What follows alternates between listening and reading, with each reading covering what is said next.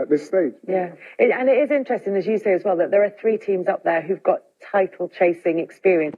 Both Jurgen Klopp and Pep Guardiola have won the Premier League title, and you've got Mikel Arteta involved in that battle last season, right to the very last stages.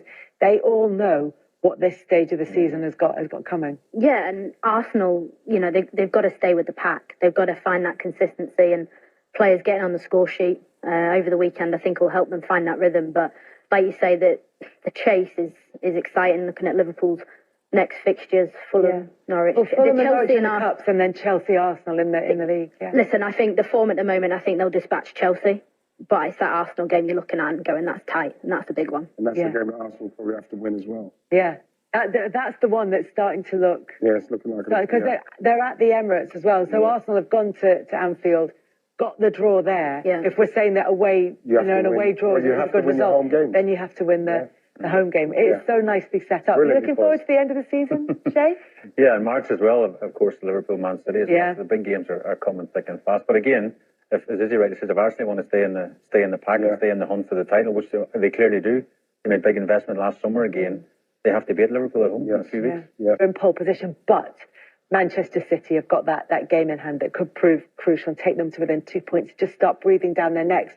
That performance from Liverpool, coming as it did, after Manchester City's brilliant performance the weekend before, the return of Kevin De Bruyne, coming off the back almost immediately of Arsenal's 5-0 win against Crystal Palace. How important was that second half performance in particular? It was vitally important because Liverpool know what it's like to have Manchester City chasing them, and they've done the same, chasing Manchester City. So they know, especially without Trent, without Salah, they have to go to a Bournemouth side who are not playing badly, by the way, and they have to win. They have to win.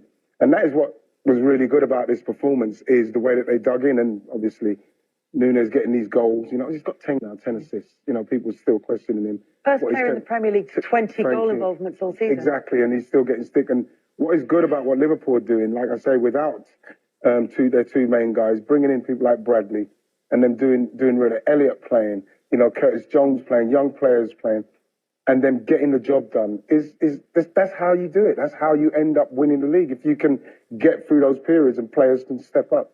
It is quite interesting because some of the arguments around or against Liverpool winning the league come the end of the season have been they haven't quite hit full throttle yet, or they don't seem to quite have clicked yet. That maybe in terms of the front 3, they haven't quite hit on their best combination. There now seems to be a bit of a counter argument developing, which is that is them at their best. That this kind of controlled chaos might be what their best form of attack is. That maybe it is switching up the front 3, moving Darwin Núñez as they did into more central position in the second half. Yeah, and they play quite fluidly, Liverpool's front 3 or whoever joins in. They got the fullbacks with Trent coming. We've seen more inside this season, but with Liverpool, the old cliches go that if you scoring goals wins your games, defence wins your leagues. And Liverpool's defence has been unbelievable. I think it's no surprise that Van Dijk's come back into form. It's solidified that, like Wright, you said, the young players coming in, stepping in, doing a job, the hunger's there, the team's there, and I think they will push City all the way. Yeah, those defensive performances, you're right, have sort of gone under the radar a little bit, but we've talked about Van Dijk being back to form, and then Konate, that partnership seems to be developing with him as well. I mean, the talk yesterday as well was for Bournemouth. Solanke was, player of the month for last month. Can they keep him quiet? And he didn't get a sniff the whole game. And again, you mentioned the rotation in the front 3. Jota started as the 9. Klopp made the change at half-time, put him out in the right, and that made a big difference. And you say Nunes, I'm still, right, you'll probably disagree, but I'm still not sure about Nunes. I know he scored 2 yesterday, and he's got good figures, but I still think he's not a natural goal scorer, if that makes sense. But if you look at his partner in Jota, he looks the most natural goal scorer maybe in the league. Everything he seems to touch turns to goal. He's a brilliant striker and a very natural finisher. I think in Nunes' defence as a striker is that what I see with him, Shay, is he doesn't try to not score. He doesn't try. It's not like confidence or making him miss chances. Yeah. He'll still go in, get a great and miss it, or he'll go in and score it. Like the one he scored there, coming off the outside. This one here with that's a good finish. It's like he's been watching Suarez's clips or something, because he just seemed to, in that game yesterday, develop some sort of level of composure, which we've not seen yet this season. That's what and he's like more than anything he's else disruptive. But And I'm with you, Seb. Sorry, is with them two finishes. He didn't have too much time to think or anything. Exactly. It's just sort of instinct. I think when he has more time to think, then it's not panic as such, but he doesn't get it right. Exactly. I hear what you're saying, but then it's up to Liverpool to get him in situations where it is just one touch. Remember, we saw what Calvert-Lewin done a couple of seasons with Ancelotti, where he got him to just finish in one touch. I think that what does balance it up for him is that in any game, no matter what chances he's missed, he's probably created 2 or 3 chances for his teammates. Yeah. The comparison I've heard with Nunez forward in that Liverpool lineup, who maybe doesn't hit the heights in terms of numbers of goals, but is still contributing significantly to what happens in terms of overall numbers of goals. Does that seem like a reasonable comparison? Not as players, but maybe in terms of contribution. Well, because you say not as players.